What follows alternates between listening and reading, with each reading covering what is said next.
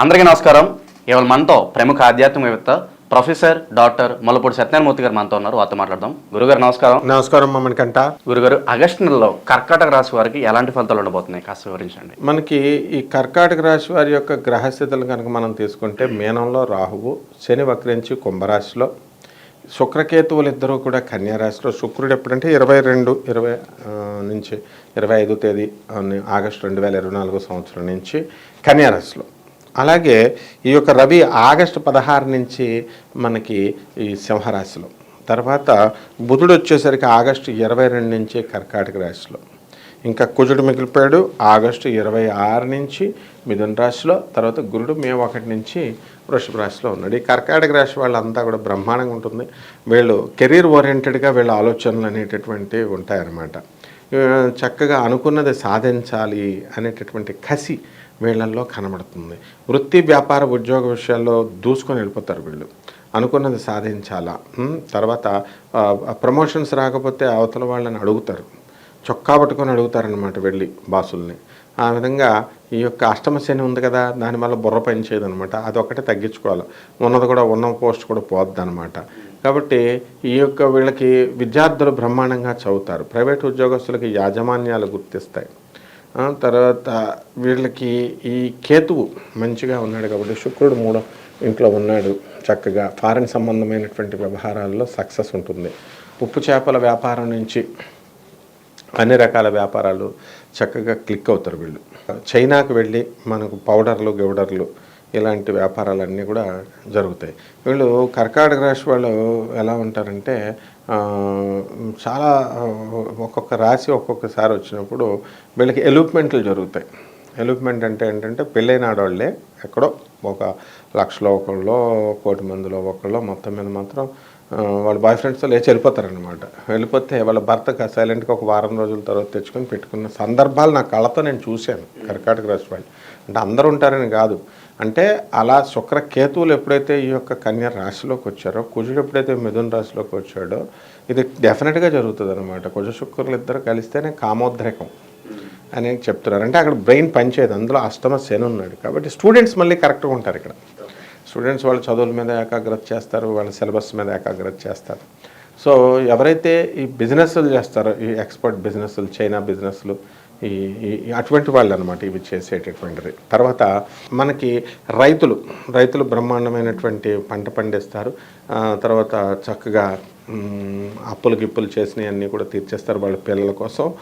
తర్వాత ప్రైవేట్ అప్పులు బ్యాంకుల్లోనూ తీసుకొస్తారు కదా, ఆ 2 చోట్ల కూడా వాళ్ళు అప్పులు తీర్చేస్తారు. స్థలం కానీ బంగారం కానీ ఏమైనా కొనుక్కునే అవకాశాలు ఏమైనా కనిపిస్తున్నాయి అంటారా? కొంటారు కదా, కర్కాటక రాశి వారికి మొత్తం ఫుల్ స్థలాలు కొంటారు, ఇళ్ళు కొంటారు.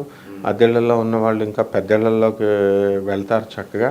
అండ్ కర్కాటక రాశి వాళ్ళు భర్తలతో ఫైటింగ్లు. ఇప్పుడు వీళ్ళు చాలామంది కర్కాటక రాశి వాళ్ళు వాళ్ళ భర్తల మీద కేసులు వేసేసారు వాళ్ళు.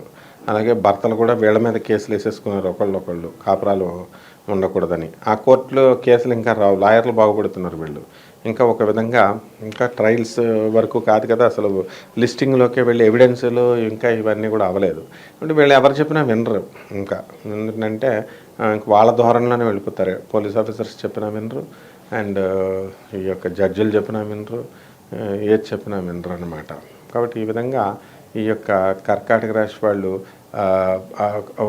హ్యాచరీస్, పౌల్ట్రీ ఇలాంటి బిజినెస్లు వాళ్ళు బాగా చేస్తారు. రెస్టారెంట్లు, పబ్బులు ఇలాంటి వ్యాపారాల్లో కూడా చక్కగా సక్సెస్ అవుతారనమాట వీళ్ళు. ఆ తర్వాత మీడియా వ్యాపారాలు, తర్వాత ఈ యొక్క సినిమా ఇండస్ట్రీ వాళ్ళు మంచిగా ప్రొడక్షన్ వింగ్ దగ్గర నుంచి టెక్నికల్ వింగ్ దగ్గర నుంచి మొత్తం అందరూ కూడా గ్రాండ్ సక్సెస్ అనమాట. హీరోయిన్లకు మంచి పేరు, అలాగే మొత్తం యూనిట్ అంతటికి కూడా పేరు వస్తుంది, లాభం వస్తుంది. సినిమా రంగంలోనే కాకుండా సాహిత్య కళా రంగాల్లో ఉంటారు. డాన్సర్లు, కూచిపూడి, భరతనాట్యం ఇలాంటి వాళ్ళంతా కూడా మంచి పేరు ప్రతిష్టలు అనేటటువంటి వీళ్ళకి వస్తాయి. అడ్వకేట్లు, తర్వాత చార్టెడ్ అకౌంటెంట్లు, కాస్ట్ అకౌంటెంట్స్ ఇలాంటి వాళ్ళు ఉన్నారు. అటువంటి వాళ్ళందరూ కూడా వాళ్ళకి ప్రొఫెషనల్స్ అంటాం మనం వీళ్ళని. సో వీళ్ళకి చాలా బాగుంటుంది, చాలా వృద్ధిలోకి చెందుతారు. ఈ యొక్క జ్యోతిష్యం చెప్పేటటువంటి వాళ్ళు, తర్వాత ఈ యొక్క ఆధ్యాత్మిక ప్రవచనాలు చెప్పేటటువంటి వాళ్ళు, ఆ తర్వాత ఈ యొక్క occult sciences and mystic sciences, వీళ్ళ పరిస్థితి ఏం బాగుండదు. వీళ్ళు తన్నులు తింటారు వీళ్ళు, అంటే అందులో ఉన్నటువంటి వాళ్ళు. ఎందుకంటే ఫ్యాక్ట్స్ మాట్లాడతారు, ఉన్నట్టుగా మాట్లాడతారు. కాబట్టి ఇప్పుడు ఒక స్వామి ఉన్నాడు, మనకు తెలిసినటువంటి మన ఫ్రెండ్ జేఎన్టీ అనంతపూర్లో చదివాడు. ఆయన్ని కొంతమంది సినిమా యాక్టర్లు రెచ్చిపోయి అక్కడికి వచ్చినటువంటి భక్తులు రెచ్చిపోయి చేస్తే సింపుల్గా కేసు ఫైల్ చేశాడు, శిష్యుల చేత పెట్టించేశాడు. ఇప్పుడు కూడా లాక్కోలేక పిక్కోలేక కోర్టు చుట్టూ తిరుగుతున్నారనమాట. అంటే ఇదంతా దేనివల్ల వస్తుంది? రాహుబలం. కాబట్టి రాహు అనేటటువంటి వాడు ఏదో ఒక విధంగా, ఇప్పుడు మామూలుగా వాళ్ళకి ఇష్టమైతే వినాలా, లేక కష్టమైతే మానేసి వెళ్ళిపోవాలి. ఒకళ్ళు తొళ్ళగొట్టుకొని బాలకృష్ణలాగా ఛాలెంజ్లు చేసుకుంటే మొదటి కేసుల్లోకి వెళ్ళిపోతారనమాట. ఆ విధంగా ఈ యొక్క కర్కాటక రాశి వాళ్ళు ఆల్రెడీ భార్యాభర్తల మధ్య గొడవలతో కోర్టులో కేసులు వెళ్తున్నారు. ఇంకా కొత్తగా వీళ్ళు ఏం చేయాలంటే చాలా వినయ విధేయతలతో ఉండాలి. కర్కాటక రాశి వాళ్ళు రెచ్చిపోతే ప్రాబ్లం అవడానికి శాంతంగా ఉండాలంట, ప్రశాంతంగా ఉండాలా. అండ్ వ్యాపార భాగస్వాములతోనూ జీవిత భాగస్వాములతోనూ వీళ్ళందరితో కూడా వీళ్ళు ఎలాగా వితంట వాదాలు చేయకూడదు. అంతా మాకే తెలుసు అన్నట్టు మాట్లాడతారనమాట. ఇందులో మెజారిటీ ఆఫ్ ద కర్కాటక రాశి వాళ్ళు. కొంతమంది సింపుల్ మంచి వాళ్ళు ఉంటారు, వాళ్ళు they don't go for arguments and all. And అదంతా మెంటల్ మెచ్యూరిటీని బట్టి, వాళ్ళు చిన్నప్పటి నుంచి పెరిగినటువంటి వాతావరణాన్ని బట్టి, వాళ్ళకి వ్యక్తులు తారసపడినటువంటి వ్యక్తులను బట్టి. అంటే ఇక్కడ ఎలా ఉంటుందంటే సెల్ఫ్ బూస్టింగ్ ఎక్కువ ఉంటుంది. సో నేను ఇంత చేశాను, వాడికి అంత దానం చేశాను, నేను ఈ అచీవ్మెంట్ చేశాను, ఇట్లా అనమాట. ఇప్పుడు జ్యోతిషానికి వస్తారు, వచ్చి వాళ్ళు ఏమని అడగాల, గురుగారు నా జాతకం ఎలా ఉందండి అని అడగాల.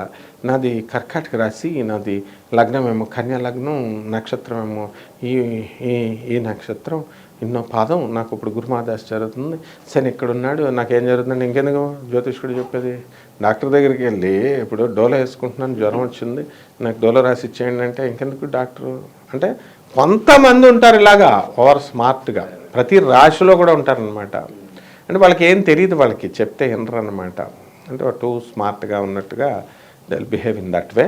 అండ్ జ్యోతిష్యం అనగానే వీళ్ళందరికీ ఎలా ఉంటుందంటే, ప్రతివాడు ఏం ఎక్స్పెక్ట్ చేస్తూ ఉంటాడంటే, మంచిగా బ్రహ్మాండంగా డబ్బులు సంపాదిస్తావు అని అడుగుతాడు. బ్రహ్మాండంగా డబ్బులు సంపాదిస్తావంటే నాకు రాలేదంటాడు, మళ్ళీ కష్టపడ్డా అక్కడ దుప్పటి కప్పుకొని పడుకుంటాడు. సో వీళ్ళు హార్డ్ వర్క్ ఎక్కువ చేయాలి. కర్కాటక రాశి వాళ్ళు చేస్తే పిండి కొద్దిగా రొట్టె అన్నట్టుగా ప్రపోర్షనేట్గా వీళ్ళు సాధించడానికి అవకాశాలు ఉన్నాయి. వాహనాలు అసలు జోలికి వెళ్ళకూడదు, యాక్సిడెంట్లు అయిపోతారనమాట. అందులో డౌట్ లేదు. ఏమన్నా నేను చాలాసార్లు వెళ్ళానంటే ఇప్పుడు వెళ్ళమని చూద్దాం దమ్ముంటే. ఈ నెలలో ఆగస్టు నెలలో కర్కాటక రాశి వాళ్ళని వెళ్ళమని యాక్సిడెంట్లు అవుతాయి ఖచ్చితంగా.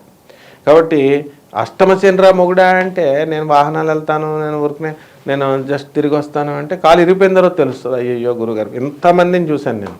సో మనము ఈ శాస్త్రం ఎప్పుడు కూడా కరెక్ట్గా చెప్పుద్ది అనమాట. అలాగే విదేశాలు అంటారు. విదేశాలకు వెళ్ళిన తర్వాత వాళ్ళు మొగుళ్ళు వదిలిపడేస్తున్నారు. జస్ట్ 10 మంది మ్యాచ్ల్లో 8 మంది డైవర్స్ కేసులు ఎక్కువ ఉన్నాయి. కోర్టు నిండా నిండిపోయినాయి అనమాట ఆ డైవర్స్ కేసులతో. సో దీని అంతటికీ కారణం ఎవరో? వీళ్ళ పెద్దలే. ఇప్పుడు చంద్రుడు రవి వల్లే, అంటే అటు పెద్దలు ఇటు పెద్దలు వీళ్ళు పెళ్లి చేసేసి నోరు మూసుకొని ఊరుకోరు. వీళ్ళు ప్రతి విషయంలోకి ఇంటర్ఫరెన్సే, అతి గారాబం చేసేసి సర్వనాశనం, సర్వభ్రష్టత్వం వాళ్ళ పిల్లల కాపరాల్లో చేసేస్తున్నారు. కానీ వీళ్ళకి మనం ఏం అనకూడదనమాట. వీళ్ళకి అవార్డులు ఇవ్వాలి, పిల్లల్ని విడాకులు ఇప్పించేసినందుకు, గొడవలు పెట్టేస్తున్నందుకు. సో కర్కాటక రాశి వారికి చాలా అద్భుతంగా ఉందన్నమాట. అందులో మళ్ళీ తిరుగులేదు. ప్రమోషన్స్, డబ్బులు ఇవ్వడం రావడాల్లో, ఇంకా లాయర్ ఫీజు ₹1,00,000 అడిగితే 1,50,000 ఇచ్చొస్తాయి. అంత వాళ్ళు గొప్పవాళ్ళు ఉన్నారు ఈ కర్కాటక రాశిలో. నేను నా కళ్ళతో చూశాను. ఆ లాయర్లు కూడా అలాగే ఉన్నారు. దొరికినట్టు లాగేసుకున్నారు. నా ఫ్రెండే అనమాట ఒక ఆమె. నేనే ఒక క్లయింట్ కర్కాటక రాశి క్లయింట్ని పంపిస్తే ఆమె దగ్గర మొత్తం లాగిపడేసింది అనమాట. సో ఇంకా కేసు ఏ మూలకు కూడా వెళ్ళలేదు. అట్లా ఉంటారనమాట పరిస్థితి. కర్కాటక రాశి వారు ఎటువంటి పరిహారాలు చేసుకుంటే వీళ్ళు మంచి ఫలితాలు ఉంటాయి అంటారు? శని జపం చేసుకోవాలా, శని స్తోత్రాలు చదువుకోవాలా, శనికి కిలోంపాము నల్ల నువ్వుల్ని, నల్లని వస్త్రాన్ని పేద బ్రాహ్మణులకి శనివారం నాడు ఉదయం 8 గంటలకి వీళ్ళు దానం చేసుకోవాలా. గుళ్ళో నవగ్రహాల చుట్టూ ప్రదక్షిణలు చేసుకోవాలా. ఆ తర్వాత నవగ్రహాల మీద వాళ్ళే చక్కగా ఓం శనేశ్వరాయ నమః అనే మంత్రంతో చక్కగా ఈ యొక్క నువ్వుల నూనె పోసుకోవాలి. అండ్ ఇక్కడ పంతులు అవసరం లేదు, పంతులు పర్మిషన్ అవసరం లేదు. వాడేదో వాడి పొట్టకూటు కోసం వాడు డ్యూటీ చేస్తే వాడి మీద భగవంతుడని సమస్య చెప్పావా పంతులు గారికి? దేవుడికి చెప్పడానికి వచ్చారా, పంతులకు చెప్పడానికి వచ్చారా వీళ్ళు? సో ఇన్ దిస్ వే ఇలా అయిపోయారనమాట. సో రెమెడీస్ వచ్చేసరికి వేసింది ఎంత నూనె, శనీశ్వరుని ఎంత పెద్ద కోరికలు అడుగుతారు, ఒక 100 కోట్లు ఇచ్చేయని. ఇలాంటివి ఏమి అడగకూడదు. శనీశ్వర స్వామికి చక్కగా దండం పెట్టుకోవాలి, ఒక గురు రూపంలో పూజ చేసుకోవాలి. ఆయన జ్ఞానాన్ని ప్రసాదిస్తాడు శనీశ్వరుడు. అలాగే జమ్మి చెట్టు నీళ్లు వెయ్యాల. ఇప్పుడు దొంగ పువ్వుల బ్యాచీలు తిరుగుతున్నాయి అన్ని రాష్ట్రాల్లో. ఈ కర్కాటక రాశి వాళ్ళు దొంగ పువ్వులు కోసేస్తారు, వానర కొంచెం పువ్వులు వీళ్ళకి కోసేస్తారు. కోసేసి ఏమన్నంటే దేవుడు దొరికితే దేవుడికండి అంటారు. దేవుడికంటే బయట కొనుక్కొని పెట్టుకోవాలా. అంటే ఆ చెట్టుకు ఒక స్పూన్ నీళ్ళు కూడా వేయరనమాట వీళ్ళు ఎవరో కూడా. కాబట్టి ఇలా ఈ జమ్మి చెట్టుకు ముందు నీళ్లు పోయాలనైనా పోసేసి చక్కగా ప్రదక్షిణలు చేసి ఆ చెట్టుకి కనుక పూజలు చేసినట్లయితే అర్జునుడంత గొప్పవాళ్ళు అవుతారు వీళ్ళు. ఆగస్టు నెలలో కర్కాటక రాశి వారికి ఎలాంటి ఫలితాలు ఉంటాయో తెలియజేసినందుకు ధన్యవాదాలు గురుగారు.